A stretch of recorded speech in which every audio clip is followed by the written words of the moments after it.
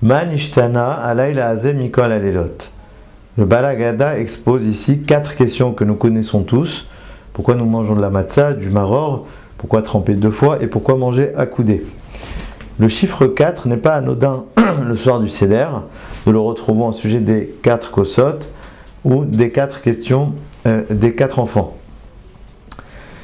Le Abravanel nous propose une interprétation très intéressante. Il nous dit qu'il ne s'agit pas ici de 4 questions, mais d'une seule question composée de 4 éléments.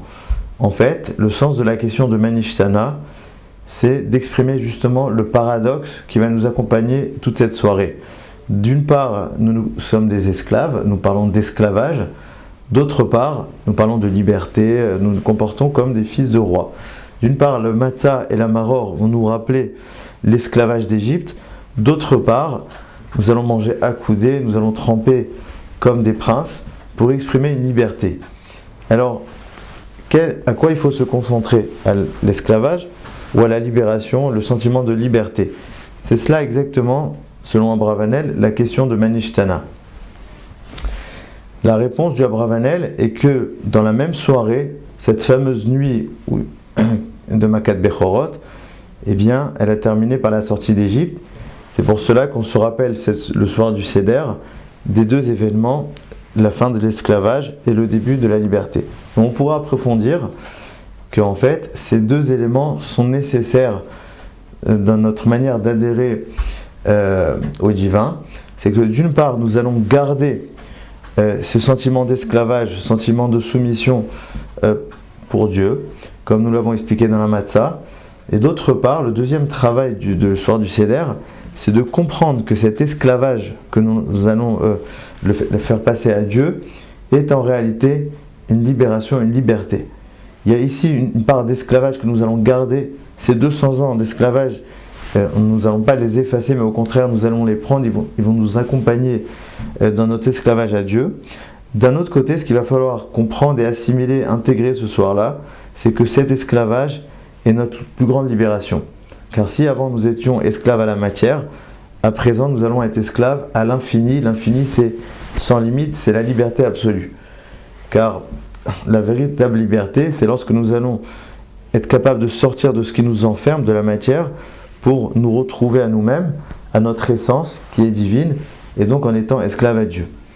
Ces 2 aspects-là, ces 2 grands axes vont nous accompagner le soir du Seder, et on pourrait dire que c'est cela exactement les 4 questions des enfants, des 4 enfants, qui vont être donc départagées en 2 parties.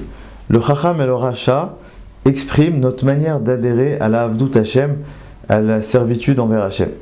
Le Chacham va dire donc quel est le sens de ces mitzvot, et on va lui répondre En maftirin achar pesach afikoman, c'est-à-dire de la même façon qu'après la matzah, on ne doit rien goûter, on ne doit pas rajouter de goût extérieur. Eh bien, adhérer, être esclave à Dieu, c'est faire les mitzvot sans chercher trop d'explications, c'est se soumettre totalement.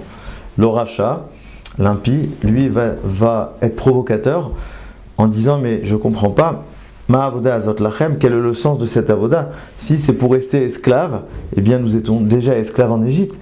Qu'est-ce qui a changé dans notre esclavage à Dieu? Au Racha, on ne lui répond pas véritablement car il cherche à provoquer. On lui dit simplement, si tu es ilou haïtacham lo etanigal, si tu étais là-bas, tu ne serais pas devenu libre, comme pour dire que ta provocation est fausse. Le mal, en fait, ne représente pas véritablement l'homme. Si elle était vraie, tu ne serais jamais sorti. Donc si tu es là aujourd'hui, c'est que ce que tu dis n'a pas de sens. Ça, c'est les 2 premières questions qui nous permettent d'adhérer à l'esclavage envers Dieu. L'esclavage à Dieu. À partir de ce moment-là, après cela, il y a 2 questions pour nous dire, pour intégrer que cet esclavage n'est pas un esclavage, mais une liberté, comme les propos de nos sages. Le Tam va poser la même question que le Racha, mais d'un autre ton, d'un ton beaucoup plus simple, Mazot. Mazot, c'est-à-dire, c'est quoi cet esclavage à Dieu? Pourquoi faire? Et la réponse, c'est en fait que cet esclavage, c'est la plus grande liberté, et c'est pour ça qu'on lui dit, Vayotsenu Hashem ibet avadim. On n'est pas simplement sorti d'un endroit géographique, mais du bet avadim. Pas seulement de l'esclavage, mais de la maison de l'esclavage, un peu comme nous dit le Rabbi Yehuda Halevi dans le Kuzari, Avde Azman, Avde Avadim même. les serviteurs du temps sont les esclaves des esclaves. Avdei Hashem, Leolam Em Chofshim, quelque chose comme ça. Les véritables hommes libres, c'est ceux qui sont esclaves à Dieu. En fait, au Tam, ce que nous allons lui répondre, c'est que nous sortons du Bet Avadim pour devenir des Avdei Hashem. C'est ça le véritable sens de la liberté. Mais le Sheino Yoda Lishol, celui qui ne s'est pas posé de questions, c'est peut-être les sentiments, le regesh, l'émotion. L'émotion, on ne peut pas mettre des mots, on ne peut pas poser de questions. C'est que malgré la compréhension logique et rationnelle, mais comment nous allons vivre cette liberté, cette sortie qui nous conserve en tant qu'esclaves, comment nous allons vivre ça comme une liberté? Et là, la réponse est hâte, d'ailleurs au féminin, car on parle ici de regesh, de sentiments un petit peu féminins, et petachlo, c'est-à-dire commence. Commence les mitzvot, goûte aux mitzvot, et tu vas voir que ce que tu as cru esclavage, c'est la plus grande libération, c'est le sentiment le plus bon que l'homme peut goûter, c'est justement à travers la Torah et les mitzvot. On pourrait dire que c'est ça les 4 questions de Manishtana.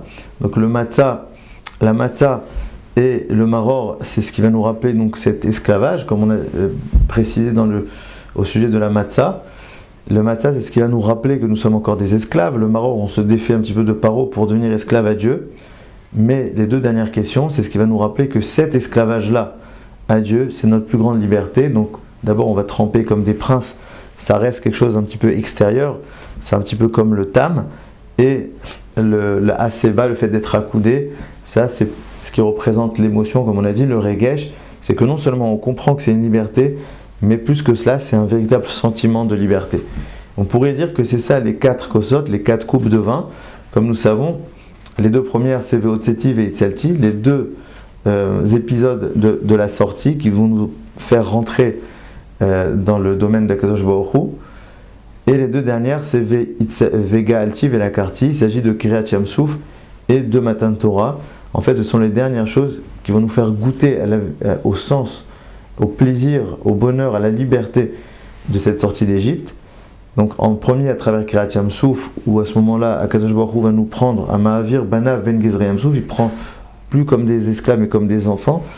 Et ensuite, bien entendu, la finalité, c'est Matan Torah. À travers Matan Torah, nous allons véritablement goûter à la vraie liberté, comme il est dit, Encha Ben Chorin, et là, Mishéosek Batorah. Donc on retrouve un rapport étroit entre Manishtana, les 4 questions des enfants, et les 4 coupes de vin.